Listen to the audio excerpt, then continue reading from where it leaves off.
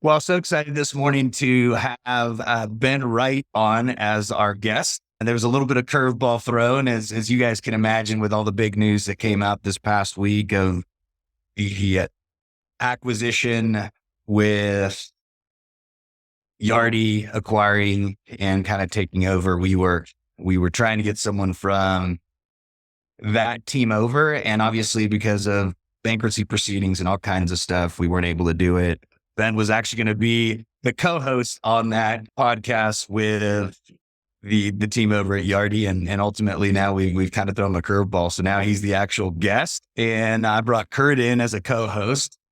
Jamie's out and about, and so thought I'd bring in a heavy hitter to help with this conversation. And actually, Ben and Kurt spent a bunch of time together the last couple of weeks. They're both part of ULI and their Flex initiative. So we'll look forward to kind of diving into that a little bit more. Some of you heard of it, and a lot of you probably haven't. So it'll be great to have that. But Ben, I appreciate you jumping in last minute. And, why don't you tell us a little about your background? And then we're going to kind of dive in and talk a little about this Yardi WeWork thing. And then I want to hear more about what Instant's doing and kind of what your role is. And I mean, you got big plans over there. So excited to jump into that. But why don't you tell people your background that don't know you? Yeah. So, I'll put some context and great to be here, Gio and Kirk. Great for me to be the backup to Jamie, you to be the backup to me, and all of us waiting to hear from Warren. Excited about that. But my role at Instant, I'll start with that because that'll frame out the background a little bit. I was recently promoted to be the global head of partnerships, and what partnerships means at Instant is really strategic relationships and what we would call indispensable relationships with landlords and operators of space. If you think of Instant as a two-sided marketplace, fundamentally there are clients or occupiers and there are partners, and I run the partners business for Instant. I think the way that ties to my background is, as I got into the Flex world, I've been on the podcast before, and I talked a little bit about that. Have always loved cities, have always loved the internet, have always loved data, was fascinated by co-working in the sense that it's changing the way office buildings get engaged with and used and activated, and that's going to change cities. And not only that, but the information about commercial real estate was based on 5-year leases, 10-year leases. So it didn't seem to move very quickly. And now with the world of Flex, things happen every day, every week, every month. And that's been a really interesting thing to learn about. The real thing though, as I've navigated through the industry, was I kind of fell in love with the business of operating space and owning space. I love having conversations with folks whose business it is to own and operate a building or operate a co-working space, because every decision they make is key to their business. And not to say that the client side, of securing offices is not kind of mission critical, but in some cases it's commoditizing, right? And so I did a lot of work with some really cool operators and did some really interesting deals on that side. But my interest and now my job is very much on the business of co-working and providing that space. And that's been a lot of fun. Yeah. And I mean, it's been a whirlwind, right? I mean, with, we'll kind of dive into the WeWork thing right now, but you understand it from the Instant perspective. I mean, a few years ago when the news came out that IWG was making a big investment in Instant, the world of co-working Flex workspace went ballistic, right? Because they were like, well, how is there not a conflict of interest? And they're going to have, access to our data. And now IWG is going to look into what's going on and all those things. And so it was funny. We had to navigate a lot of those conversations. I mean, I still remember an operator calling. We won't say who it was, but it was Flip Howard. Basically reached out and started circling the wagons. He's like, okay, we all have to get together and we have to go to Instant and say, this isn't going to work. And I think over time, Flip kind of realized, look, it's really not that big of a deal. The difference is operators choose what goes onto the Instant platform, right? And so they get to pick and choose.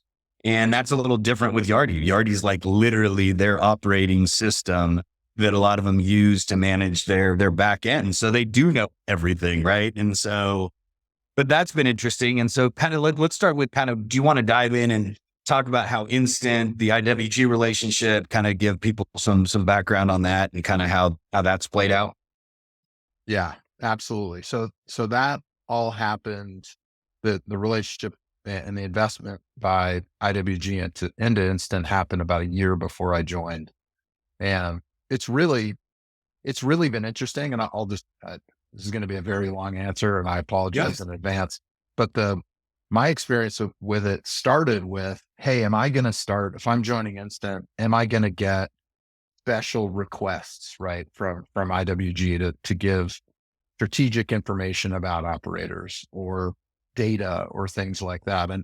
And it was interesting. Day one, there, you know, there were conversations and questions that I asked, and basically the answer from Inside Instant is no. Like that's not how this goes. That yes, they're an investor, but and this is a really key thing.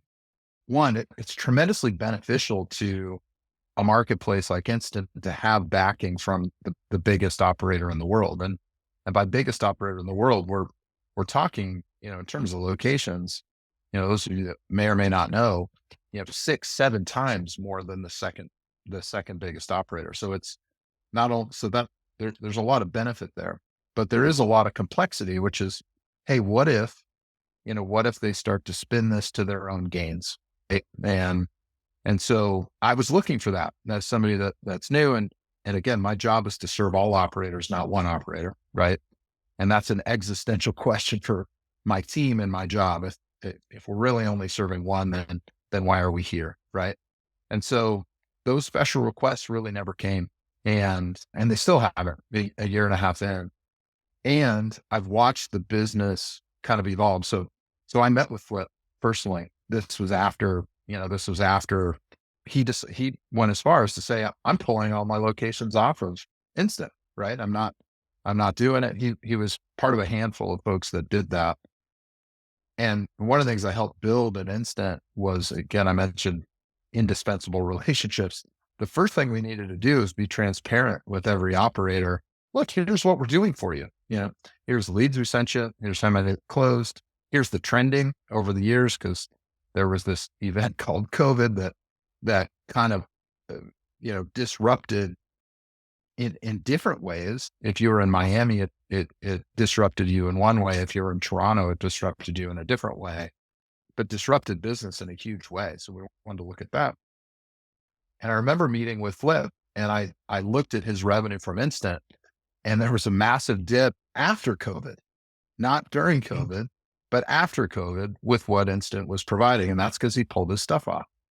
But he had started to put his stuff back on, and the numbers were climbing and climbing and climbing, and actually grew to be above 2019 numbers. And I think, you know, we've done a couple operator roundtables in London and New York with my team, and had just great participation.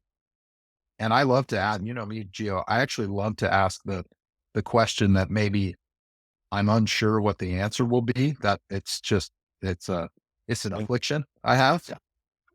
And so one of the things was, hey, what's going on? How do you feel about the IWG relationship? And the answer we got, which at that point in the conversation was really frank, was, you know what? When we realized you were going to keep sending us leads, we come stop worrying about it. And that's the truth. And so we've done that. And in fact, I mean, there are certain parts of our business, despite IWG being the largest operator in the world by far, is not the number one recipient of our demand, which is shocking, absolutely shocking. So I like to quote that. And I guess the last thing I'd say on it is, as an investor, it benefits IWG for us to serve the whole market. And here's what I mean. We become more valuable if we're truly a network and truly a marketplace. And as a financial investor in the business, they'll benefit more. So I think that's the net of it now. And I invite these questions because they, you know, the perception of conflict, the truth about conflict that's something that exists. And honestly, as you see deals like the Yardi WeWork deal or WeWork's deal with Dasana or DeskPass and Industrious or on down the line, there are more and more of these things happening. And so we can actually help, and I can help. I'm happy to help the industry work through what all this means because I'm I'm sitting in the middle of it. Yeah, so it's funny. As soon as the news came out, I got texts from various operators, and then I was actually on a one of the associations. I will call it a collaborative effort within our industry of a bunch of operators that kind of work together. I was speaking on that their monthly meeting, and that came up, right? And essentially, my comment was, look, at the end of the day, this is going to happen more and more.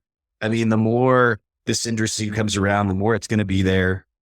The part of the problem with our industry is there is no transparency, right? Which we all complain about, right? We have to go shop people. We have to, luckily the three of us on this platform right now have relationships where we just call people and we say, hey, this is who we are. This is what we're trying to do. And there isn't secret shopping, right? You're going to find me whether I like it or not. And so it's better to just be straightforward and say, hey, look, this is what I'm doing. I need information from you and I'm going to give you information.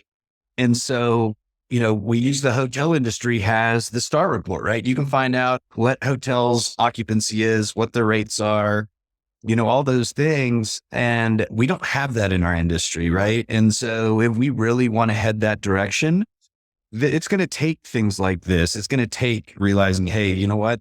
My competition is going to have my information and we have to operate under high integrity in how we use it and utilize it and take advantage of it and all those things. And so, that was kind of my take on it. That's my subjective take, right? Is, coming from someone that, you two probably deal with this too. We go meet with operators and they're like, well, we need you to sign an NDA. And I'm like, I've forgotten more than you know. And it's not because I'm smarter than you. It's because I have more conversation. I mean, Ben, you get it. We travel 100+ days a year meeting with operators and landlords, right? And so a lot of the information we do is just regurgitating what we've been told, right? It's not because we're these wise sages. And same thing with you, Kurt. You get to look behind the curtains of, operators that are taking over other operators of, new spaces that are being done and all kinds of stuff before the industry knows. And so at some point, this is going to have to happen. And this conversation was had about the hotel industry at some point. And so it's funny how we're all talking about we want transparency, but no one wants to be the one that has to start with the transparency, right?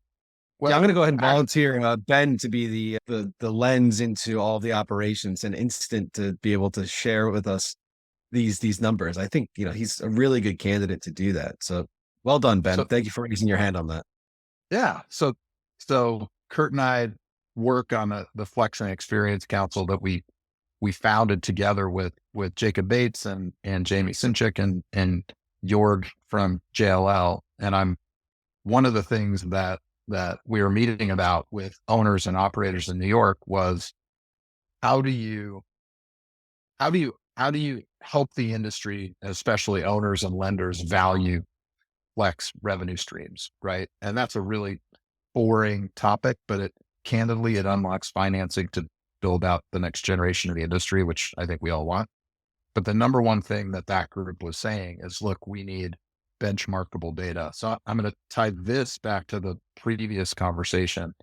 So the STAR report, for example, Gio, you talked about, there's another example of data in the industry, the flight industry, which Sabre, the Sabre system. The Sabre system started inside American Airlines, I believe. It needed an airline or a big player to kind of birth the thing or support the thing. The hotel industry also, and people think, oh, the STAR report, that's the entire industry. Well, we've studied a lot. The STAR report is 10% of the hotel nights, basically, in any one market, not much more than that. And so to tie the conversation back to IWG, have an interim leadership role over Cowork Intel. I helped build a data business before I came, and Cowork Intel is the platform. Again, an independent brand, an independent platform, in this case owned by Instant. This is our platform to try to create this transparency. And as we were looking at how do we get to 10%, right? How do we get to we already have the biggest data set in the world, and going back 24 years, we have tremendous time series, but in some markets, it's not 10% of all the transactions. It's less than that. So how do we do it? How do we get there? And we looked at a bunch of different things, including operators contributing, which they do, but we were never going to get there without IWG contributing. And guess what?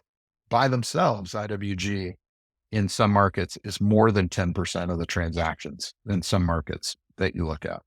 In huge cities, it's not, but it's a really big thing. So we were able to go to the leadership at IWG and say, look, this is a really important thing for the industry. It's a really important thing for the Instant Group. We need you to contribute data. And guess what? They did. And so what we're building with CWI is really probably the only way we can get to star report level coverage. And IWG has basically said, we're in and we're going to put it out. I want to give them a lot of credit because as the leader in the industry, they could have been very, and we have a lot of data protections and we're not going to, and we protect every operator the same way, but they could have held on to their leadership position and said, we're not going to share this stuff. Instead, they went the other way. And I don't know that many people know that, but hopefully now they do. And that was a pretty big move by them. So yeah, I think that addresses a lot of the transactions, but I think there's a macro question that I have that, forgive me as a guest host for stepping on your toes, Gio, but do we know, and do we have the data points on how many co-working operations there were in the US? We'll just leave it at the US for now. In 2019, how that was impacted by 2020 and where it sits now. Do we have a lens into that? And does Instant have that information? So I feel like that was like the time that I got internet famous in co-working, Kurt, because at that time I was leading Upsuite, which is probably a top 5 marketplace, but it wasn't Instant or Liquid Space or whatever. And I remember I was like, I think people are going to want to know about this. And if we just track closed centers, and what I realized is that marketplaces have great access to that information because we're pinging operators all the time, every day with, hey, do you want this lead? Do you want that lead? And sometimes things like the email will bounce, or sometimes the operator will say, hey, can you guys send that lead over to this location, not to that location? Or sometimes we'll see other things. And so what we ended up doing at that time, starting in 2020, was tracking all the closures in the United States. And it was a fascinating thing to watch. And I don't have the data in front of me, Kurt, but for example, I mean, there were, I believe, over 500 operating locations in New York alone at that point. And in certain quarters, we saw as many as 100 close, right? Major changes in supply. And so we do have that data historically. Instant did purchase Upsuite after I joined and purchased the data set, and we're in the middle of integrating that right now, but we do have it. And what's fascinating about it is some markets, New York, San Francisco, were disproportionately hit. Some markets weren't really hit much at all with that. But what that's turned into is this interesting asset for people like Geo or folks like the location service as part of what Instant does to help co-working operators come in and actually run those locations. And also more recently with all the changes that WeWork has been going through to emerge out of bankruptcy, knowing which locations are closing, helping landlords decide, man, what's the right, do I want to just take this back to the traditional market? Do I want to let it sit? Do I want to operate it myself? Just that one thing and the massive amounts of capital that were spent to build out those spaces, knowing that and where that's happening has been a really kind of core to my journey in co-working. And I mean, I think the biggest part is these are all growing pains where the industry's having to go through, right? And so the industry's been around for 30 years, right? And that was part of what I shared yesterday on that discussion with these owners is there's such a disconnect in the conversations we're having because a lot of people, we use the word co-work and they're like, well, co-work's only been around for the last 10 years. And I'm like, no, it's been 30 plus years, right? ServCorp has been around for 30 years. We just call it different things. All that's happened is there's a new product, right? I compare it to the hotel industry, right? As we're like, oh yeah, these new boutique high-end hotels are new, or this new yotel kind of, you store your bags in some other weird room because you have an itty bitty room, right? There's new models that are coming out, but the inn's been around for thousands of years, right? The same thing as the marketplace as we see co-working, flexible workspace, executive suites, that's been around forever. The only difference is at one point it's still around. It's retail, right? And it's little booths that sell chickens and eggs and meat and other soft and hard goods in all of Europe and Asia and Latin America and all these places, right? It's just now worked its way into an office environment where you've got CPAs and lawyers and counselors and IT groups and all kinds of things. And so it's just a different offering. And so part of what's happening is people, like I literally just had a conversation yesterday with a landlord that said, well, this co-work thing is new and is it going to stick? And I'm like, it's such a weird conversation to have. And operators and service providers are part of the problem because they don't stop landlords or lenders and go, hey, no, look, let me explain this to you. This is not something new, right? It's almost like the conversation. I had a conversation yesterday with Biz Now about the WeWork article they just came out. And that's part of what I shared with them is the only difference, all WeWork became is the Kleenex of the industry, right? Even though Regis has been around for 30 years, now people associate WeWork as co-working, right? And there's still tissue paper, right? There's still co-working outside of WeWork. But the reality is they're not going anywhere, right? They're too big at this point to fail, right? Are they having to pivot and reset and do all these things? Yes. But it's the same thing as, unfortunately, that's what people know our industry as, and it's only a 10-year-old company. And so they think that this is the entire industry and it's not. Well, it's interesting you say that, Gio, because I had a conversation with Jamie a couple of years ago, and granted, flex and co-working and call it, let's say, shorter term space, right? Anything less than a 5-year lease. If you include spec suites in it, it's more than 3% of the market. Pure co-working is 3% of the market. But I had this conversation in the US, at least, with Jamie, where I said, Jamie, I'm getting a sense that something's happening here whereas the co-working industry thought of itself as an alternative to the office, it now is the office. It is the office sector. And so I'm doing, again, something, working for a bigger company like Instant. I get a lot of opportunities to do things like be an interim leader of co-work intel and help take that to market, or lead partnerships, which is my core job. One of the things we did is we bought officespace.com this year, which, if you think about officespace.com, it's about 10x as much traffic as we get through the Instant platform in the Americas. It's oriented towards the whole office market, right? So it's lease space, so on and so forth. And we're going to be adding co-working listings to it, and it has some co-working listings on it, but not a ton.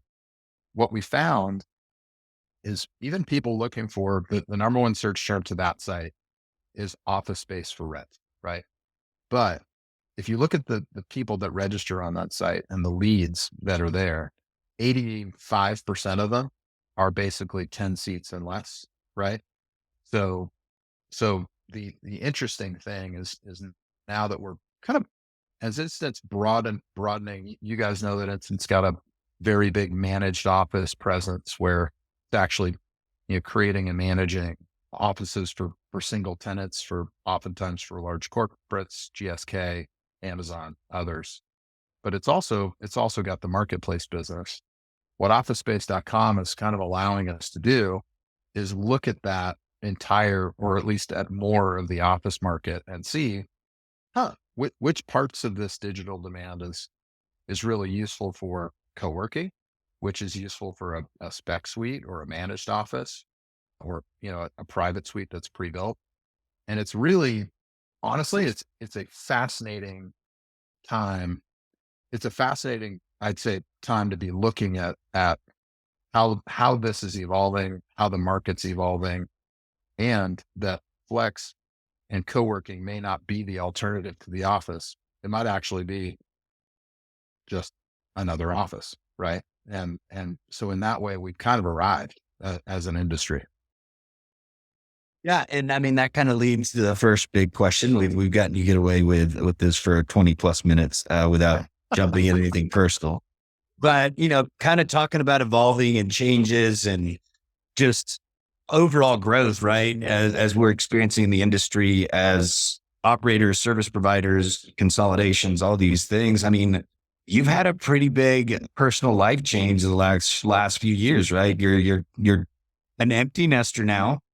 You are an entrepreneur that essentially built this great company that was then, you know, bought by another group. That didn't really work out. So you went back out and now you're at Instant. And there's been, I had a great conversation last week about what that growth has looked like. And some of it has been looking in the mirror and just looking at different things. I mean, you're not the only one out there going through this stuff, right? There's a lot of us that constantly are growing and trying to become better, not only for ourselves, but our families, our communities, our industry as a whole, right? And so, how much of that are you willing to share, and just kind of your growth and how it's allowed for you to step into the role that you were in at Instant? Yeah. Yeah. And honestly, like, one of the things I remember at a GWA conference where Shlomo Silber got up on stage and shared a little bit of his personal journey at Bond. And honestly, I just appreciated that to a huge degree. So yeah, I mean, I'm 52. So, and I'm my youngest daughter, Layla, she's 18. She just left for UCLA. That's got all kinds of stuff going on on campus right now, as many campuses do, but you can look out her dorm room and see the protests that are there. And for the record, she's like, "Hey, I'm going to my friend's birthday party. I'm not leaving." So I think everything is okay there. But the journey for me kind of was, I was like a lot of entrepreneurs where I said, I was 30 years old. I knew I wanted to start a company, and my frame was, oh, I can just do this better than my previous employer. Right. And so I started a digital marketing company out of that. And, basically I spent the next 5 years learning what I didn't know, which is incredibly painful. And I now mentor a lot of entrepreneurs and aspiring entrepreneurs. And I say, look, if there's one thing you could do to really learn the most about yourself, it's start a company, because it'll tell you. And so I think I've set myself up to have to learn a bunch of things or step off that. Now, what I probably wasn't prepared for was, all right, after 15 years of leading the same company and starting a company out of it, it's a digital marketing company that I turned into a SaaS software company, which was quite difficult, but lucrative. I realized that after 15 years, I can't have the same meeting again. Like I got 100 versions of the same meeting. And I'm basically like, geez, the right answer is to say the same thing, but I can't do it. And we tried to hire other executives, and we tried to fill in the gaps and for me to leave, but I just ended up leaving. And what we ended up doing is still running it for the next 6 years, and me still getting a paycheck. That's recurring revenue businesses are great, but we finally closed it this year. Right. So I went through the process of seeing a company reach its peak and me realizing I was done with it, to starting Upsuite, which I did out of that time, and being reinvigorated by a new industry and being excited about that, to going into COVID, where I remember sitting at my kitchen table and I had a whole marketing plan for Q2 2020, right? Is that the right year? Sometimes I forget.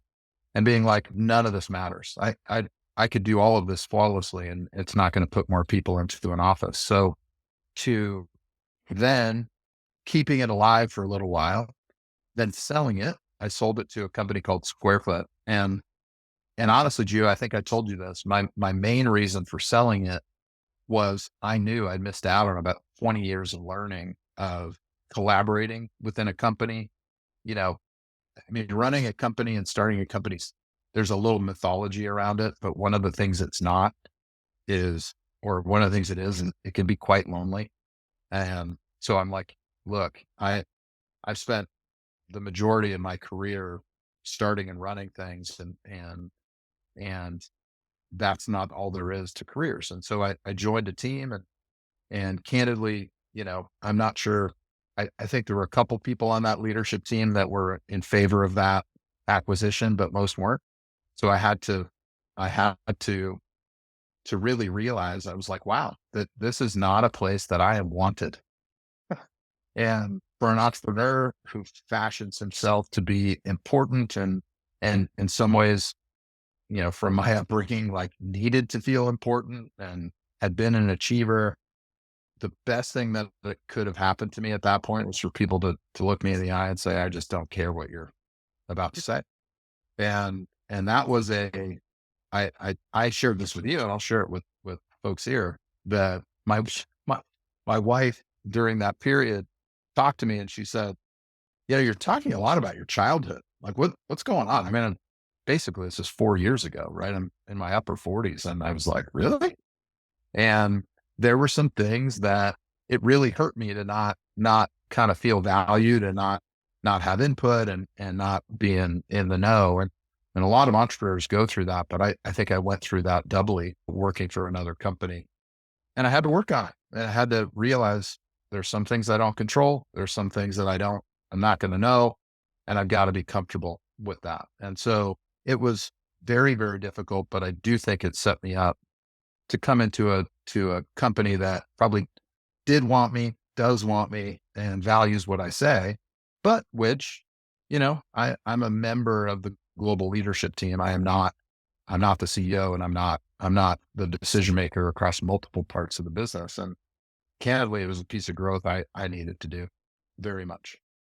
Man, it's amazing how we're forced into that sometimes, right? As you both know, and people that know me well, I'm passionate about pouring into people and helping people overcome and really look in the mirror and see some of the stuff you've gotten to see, right? And we're specifically focused on men these last few years that need to step up and be better leaders and lead. And a lot of times it's going back and admitting that you're not okay, right? And understanding why you're not okay. Right. And so that's what you got to do by looking back at that little boy that did create those expectations, those experiences. I mean, everything we are is based off of our childhood and our upbringing. So here's the twist. So if you could go back and talk to little 10-year-old Ben, what are 3 things you would tell him about what his future is going to look like, and just give him advice? Man, that's a good one. My dream back then was to drive around in a van. That was all that I could think about. Me and my little buddy, that was what we were dreaming about, was, hey, we're going to have a van one day. We're going to drive around. Wait, can we describe the van? It was like, I mean, we're talking the 70s here. So think of go back to maybe like the Dazed and Confused movies, right? And there's some vans in there that 10-year-old Ben was really interested in. Like shag carpeting, long hair. Yeah. So what I would tell my 10-year-old Ben, your dreams do come true, because we're about to buy a van, my wife and I. It's not going to look like a Dazed and Confused van. It's going to look like a Sprinter van, and it's going to enable us to travel between Colorado and Florida, where we split time with the dogs a lot easier. So I guess one of the things I'd say is, hey, dreams do come true, right? And even if you're dreaming about a van, I'd say the second thing is, man, I spent some time on kind of writing down leadership principles, and some of this stuff is going to kind of come out here. One of the things that comes to mind, and this is going to sound probably a little bit dickish, and I'll just kind of put it out there. It's have standards, right? And I first heard that from Sam Walton. I'd never met Sam Walton, but that was basically when he was asked, how did Walmart go from zero to what it is now? He said, I've got high standards, right? And, a guy in Arkansas, uh, creating what I believe today is the world's biggest company, it takes having standards, right? And I don't mean being overly judgmental. I don't mean that, but saying, look, having a sense, this feels right to me, and I could do this, or this doesn't feel right to me. I think sometimes as humans, we stuff it, right? Or and that's what I mean by standards. It's like if something doesn't feel right to you, work to overcome it. And so that's the second thing. I think the third thing, and this is only what an older person learns, but I'm a huge Scott Galloway fan who has the pivot podcast and talks a lot about a lot of things. But he quoted who I believe Angela Duckworth said this, but the third thing I'd say is, and this is tough for a 10-year-old boy, so I may not have said it until later, fight to resolve, don't fight to win.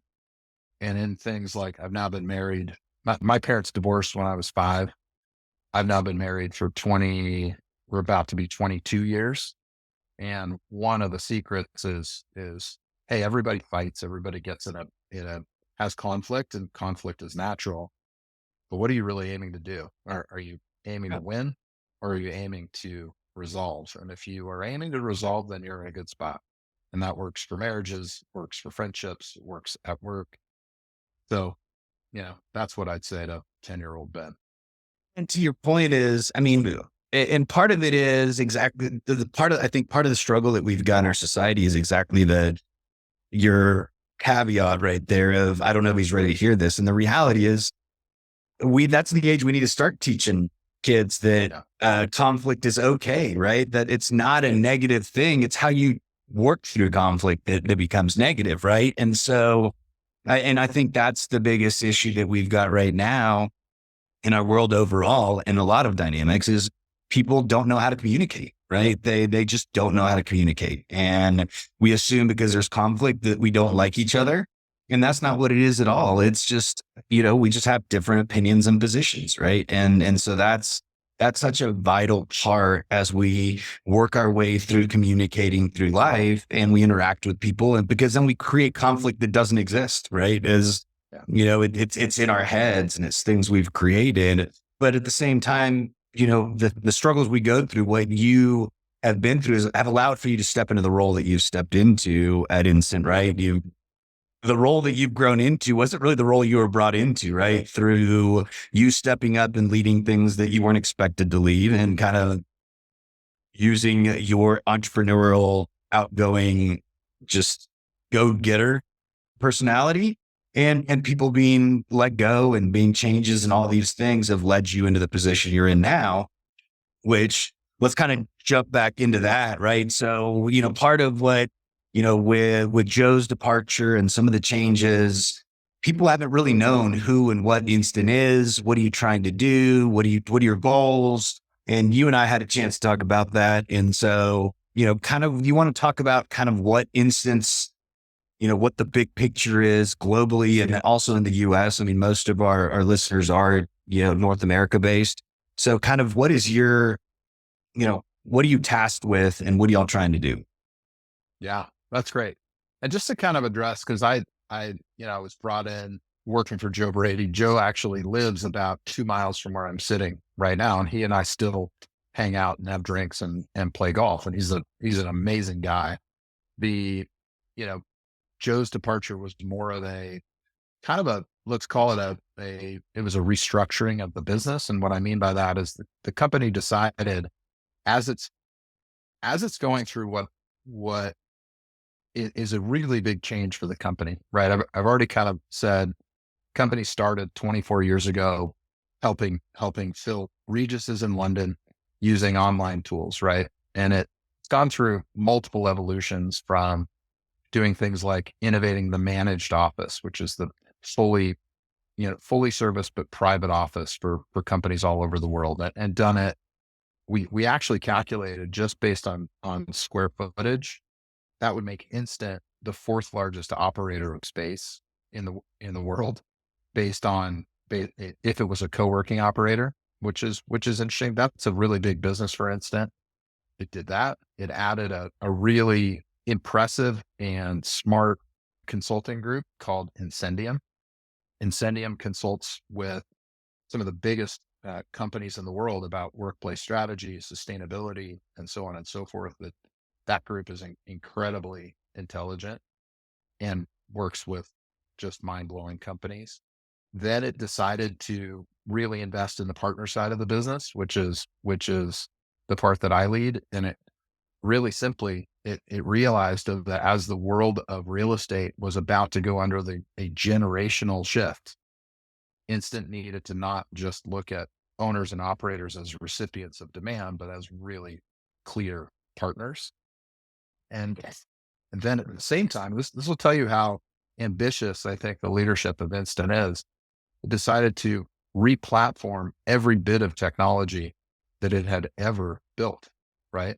And that's going on right now, and buy additional companies in the process. So effectively, what Instant, that's a lot, but what Instant is really building to is to create a smarter working world for everyone. And what that means is tying together supply and demand in this world where consumer preferences are changing so quickly, the economics of providers are changing so quickly, the lending environment is kind of frozen, and we've got this collection of multidisciplinary people, from consultants to salespeople to people that manage offices to people that service owners and operators, all working towards this huge vision, right? And so, I want to acknowledge, I think it probably looks a little confusing from the outside. And I think that the company is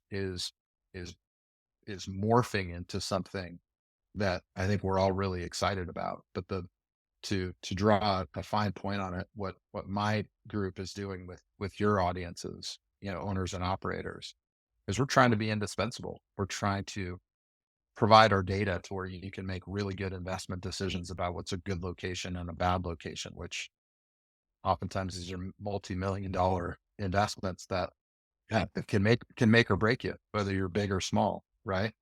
We That are, being said, Ben, curious from where you sit, what recommendations would you give to a WeWork right now? to WeWork itself. Correct. Well, I mean, it's fascinating. They're one of my biggest customers. So I give them recommendations all the time. Oh man. I mean, I think, I went to the gym this morning and I was listening to the Pivot podcast, and Scott Galloway first got famous for essentially eviscerating WeWork in 2019 as an overvalued stock. Well, how far we've come. He basically quoted and said, you know what? Like, they're emerging out of bankruptcy. The fundamentals, they were able to shed a lot of locations that weren't performing well, almost like, and Gio, you'll recognize this. He used the retail analogy that bankruptcy is great for retailers because they're making bets on locations. Some of them don't work, but they've signed a long-term lease and bankruptcy lets them out of it. That is exactly what WeWork is doing here. And so, against that backdrop, my advice for WeWork is, number one, I mean, as best you can, kind of admit they've got to shed a little bit of the hubris of the previous CEO, right? And say, hey, we've actually been really smart. We've made mistakes, but now we've corrected them. We're thankful for the support we've gotten from our landlord partners and from our clients. One of the interesting things is we did more business putting people in WeWork than we ever had last year, which is fascinating because our clients were still very interested in the product. We did some spectacular large transactions with them. So I'd say keep having a good product is another thing. But then I also, and because Kate Harper was at our ULI event, Kurt, Kate's really curious, right? She's curious about new models. Like, what if WeWork is in the suburbs, right? What does that product look like? They don't know that product in the way they know a central business district type product. if I was them, I'd also explore how they can leverage that brand. You mentioned Geo, they're kind of the eponymous brand in the space. They've got to get past that kind of, Jared Leto, movie brand, Yeah. right? Yeah. And You're at Supernova, right? and and into the no, here's how we actually here's how we solve a problem for our customers type brand. And I think they can do that. And now with backing from Yardi, I mean, I think, man, we have a lot of speculation about what that might mean. And I'm hoping I'll be in Kurt's seat when Warren is here. But I think what's really interesting is Yardi's a company to be deeply respected. I mean, they have a unbelievable, and Kurt, I don't mean that in relative to a census. I mean, just as a business, they've built a multi-billion-dollar business that's recurring revenue, that's based on solid accounting, really solid accounting system for multifamily. Of course, they've spun it into the office world and done some smart acquisitions like One Systems. They've managed that well. I think their market share is growing in the software side. And, I think I read a great piece by Brad Hargreaves that came out yesterday, and he didn't know, he speculated, was this a kind of a financially motivated thing to kind of get, help them out of bankruptcy and stave off maybe other buyers, including Adam Newman. It could be that, or it could be a strategic play. I don't know the answer. I really don't, but I suspect based on the quality of Yardi's management and that it's highly strategic, and that they were thinking of things like this, and that this might mean that there's this kind of integrated offering now to landlords that includes phenomenal software to account for and run a space, but also a brand to fill space as well, and operate space, which is complex to run, but is in the hands of somebody like, Yardi's leadership, could be an incredibly powerful presence in the marketplace. So I tend to try to respect, rather than underestimate. And I think the industry should probably respect this move, even if they're not able to talk about it for a little while. Yeah. Mm, And to remove any shadow of a doubt, Yardi's an amazing company. There's so many different products that exist within the Yardi sphere that I don't come up against. So like triple net lease accounting software, I think they pretty much Right. invented the ability to do that. So putting that aside, what advice would you give to a regional operator, considering the news, considering all the conversations that are happening, bubbling up on social media? I can see it from your position. Would love to hear advice that you'd give to those regional operators. And I have 2 or 3 follow-up questions, Gio, if you'll permit them. Yeah. So, at Upswing, we got to know national, global operators, but also regional operators as well. And one of the things we learned is that regional operators, especially the ones that have maybe 3 to 15 locations, the product is every bit as good as anyone's, right? Meaning they know how to build out the product. They know how to fill it. They know their markets really well. Those advantages are going to persist. So that's one. So be smart about how you're running your business, right?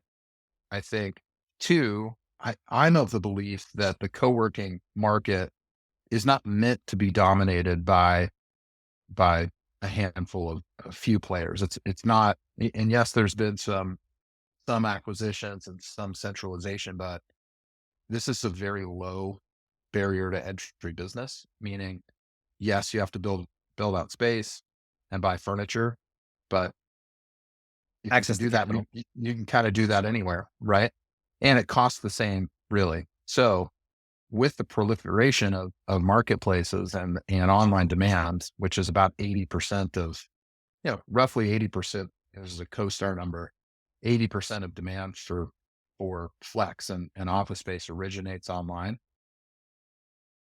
And the last bit, that marketplaces have to be independent from the operator that they're in, meaning DeskPass can't only send folks to Industrious, or else it's not a marketplace.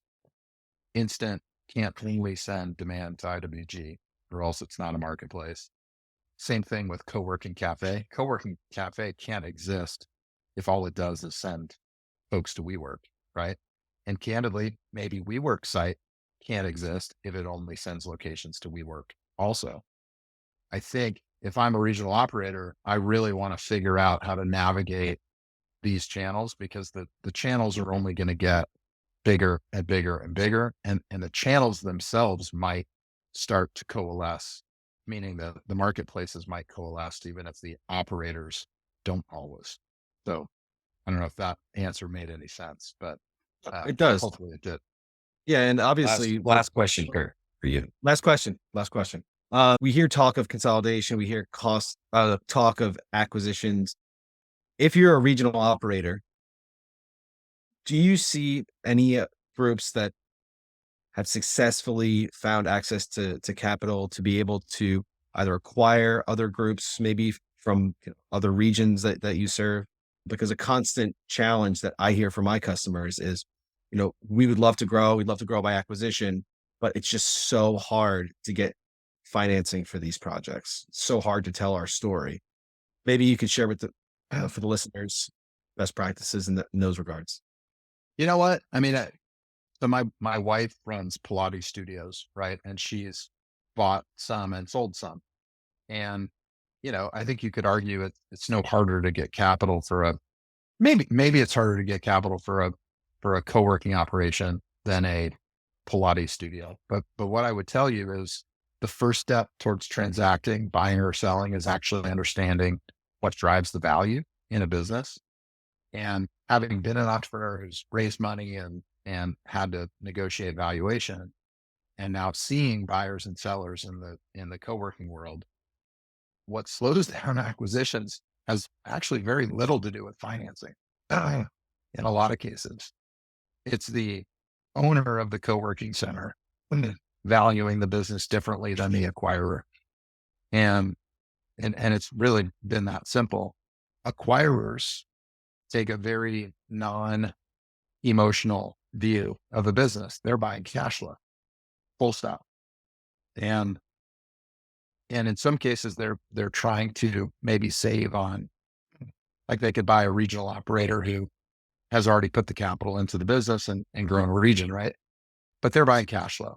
A seller, especially in co-working, is not selling cash flow. A seller is selling the emotion and the guts and the grit that they put into the business. And more often than not, I've seen that being the disconnect. Over time, I think, and again, going back to data, as data and clarity about, hey, what's the business we're in gets really clear, I think you'll probably see more frictionless types of transactions as we move away from kind of the original founders of businesses needing to sell the grit and everything they put into it, and probably, more acquirers coming in. So that's how I view it, is less of an access to capital, more about what's my relationship to the business if I'm the buyer versus the seller. Last question. So I still remember walking around Juicy, and someone was talking about Ben, and Ben showing up with big Ben energy. Oh, Ben walked in with his big Ben energy, huh? So it was, I think we all got a pretty good laugh. And I think that's part of being a big personality. You're a big man to begin with. The other day when we took that selfie together, I was like, how is my head that much smaller than his? I was like, it's like he has a bobblehead. But either way, what are three things about your personality that have allowed for you to be the person you are today, both, or not both, husband, father, entrepreneur, friend, athlete, all those things? What are your favorite three things about you that you've been able to really utilize to be who you are today?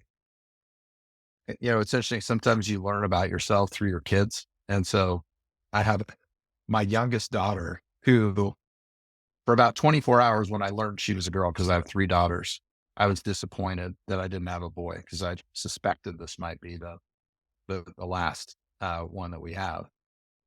For about 24 hours, I was bummed that I didn't have a son, but she turned out to be a carbon copy of me in girl form. Right. And so she and I are originally fought, but now we're very close. So I've learned about myself through her. And one of those things is curiosity. Like I am a curious person. Like my daughters made fun of me because I started an Instagram thing and I called myself in my handle like curious guy. Like I'm a curious guy. I love to go to places I haven't been. I love to try food I haven't tried. And that has served me well. I'm just interested in a lot of things. And I think that curious about people and all of that. So I'd say that's one thing. Has that Um, Instagram handle gotten you in trouble? Only with my daughters who make fun of me for that kind of stuff. They think I don't know what I'm doing and they're probably right. And I don't care. Um, Second thing is I think I've been able to learn, I don't want to say invest in my weaknesses, but maybe learn to trust people who compliment me. And so a good example is my wife, who I'm just incredibly lucky to be married to, is, believe it or not, I'm a data guy, but she's very logical. She can make decisions so quickly with such limited information. She is deeply, she's also an introvert where I'm an extrovert. She has been such an amazing partner. And I think what I've learned is to trust that as a, my parents divorced when I was 5. Trust was like, and watching a marriage was not, I didn't have much information about it. So being married has been a total journey for me. And man, I couldn't have gotten any luckier. So that is probably the second thing. And then I'd say here's the third one. And I credit Instant CTO who used these words about a candidate that we're trying to hire to actually run officespace.com. He said, I think, Ben, our culture needs somebody who's willing to take personal risk, right? For something that they believe in at the workplace. And I think at first I was just like, that's absolutely right for this role. And then I looked at him and I was like, does he take personal risk? And he does. And I looked at myself, do I take personal risk? And I do. And I think I'd say that's a third thing that I think has served me well. As long as the intentions are good, of taking personal risk from not being in a good place or not having the right intention. And that never goes well, because it's confusing. But I would say if your intentions are good and coming from the right place, taking personal risk can be very rewarding. And I don't just mean being an entrepreneur or being married or having kids or whatever. I mean like speaking up, right? And so those are 3 things that I think have served me well. Yeah, and we touched I on it mean, earlier, but no, no. we were talking about the WeWork movie, the Jared Leto representation of Adam Newman. Ben, if you had to cast Giovanni Pallavicini in his Lifetime movie, what actor would you cast to represent him? I mean, he's gonna think that he's the coolest guy in the world, but I'm going Matthew McConaughey right now. Ooh, All right. that's And 2 days to use references in this yeah, podcast. Yeah. See if we can sneak a and third in.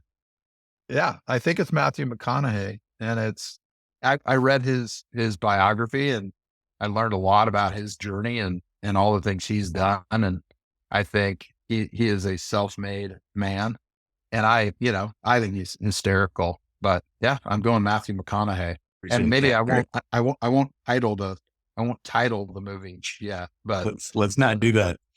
Well, then, I mean, again, I thoroughly enjoyed our time together last week. I know Kurt enjoyed his time with you. I think we need more people stepping up into leadership roles. And I just mean in our society, not just in the industry, that are willing to be open and transparent, have the hard conversations and just be bold and transparent. Right. And so I appreciate you for stepping into those shoes, not just in our conversation personally, but also on this podcast, as you're out talking to people in the industry, as you're leading your family. Thank you for that, because we need more men like that in this world. thanks, man. Thanks for having me as the host, the guest, the contributor, the brainstormer. I appreciate it all. Of course. Great to see you, man. Appreciate it. Thanks for Thanks, stepping guys. in, Kurt, too. Happy to. All right. Bye.